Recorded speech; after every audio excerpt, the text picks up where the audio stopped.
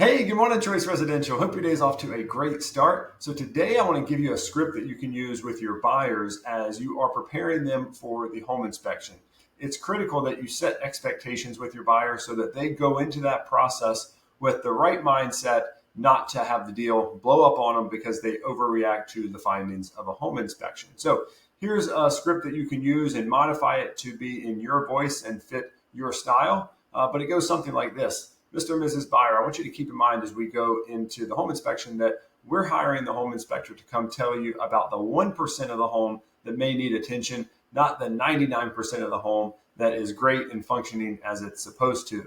So with that in mind, when we get that inspection report back and review the findings with the home inspector, there are typically three types of items that can show up on the home inspection report.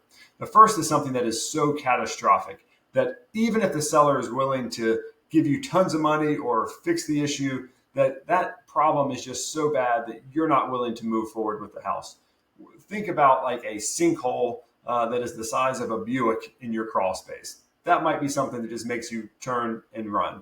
The good news is almost never do items like that show up on these home inspections because that's something we would have probably seen just in touring the home. Second type of item that can show up is something that is pretty significant and you feel is important to you, but as long as the seller is willing to address it or give you money so that you can have it addressed later, then you're willing to continue moving forward. Now, also good news, actually items like this typically also don't show up on the inspection reports, but if they do, then typically we can help the sellers understand that this is an item they're going to have to address for somebody at some point. So they might as well address it for you since we're already under contract and we are their quickest path to selling the home.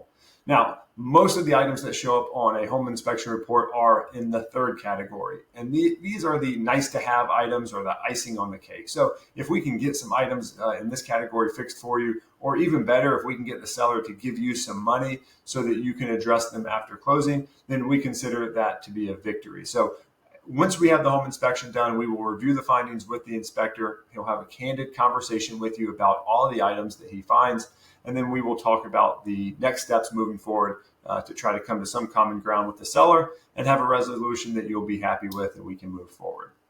So that's the kind of conversation that I encourage you to have with buyers up front so that they have clear expectations of what the home inspection is and they understand that it is not a list of items for the seller to fix, and that the seller is not responsible for fixing any of them, but rather it's just a snapshot of the condition of their home, and it gives them an idea of projects they may want to tackle after closing. Expectations is everything if you want to have a smooth and frictionless repair and inspection process. So make sure you're doing it on both sides of the transaction, because on the flip side, you want to set the seller's expectations that there will be items that they will either need to fix or give a credit to the buyer for so that they can fix them. Because while contractually they may not be obligated to do that, the reality is that if they don't address it with this buyer, we now have items we have to disclose to a future buyer. And one way or another, you're going to end up giving money for those items. So let's go ahead and tackle it with the buyer that we have on the hook and get your home sold. All right, I hope that these scripts were helpful for you. Again, watch the video multiple times, internalize that dialogue, and then put it into words and a voice that fits you and your style.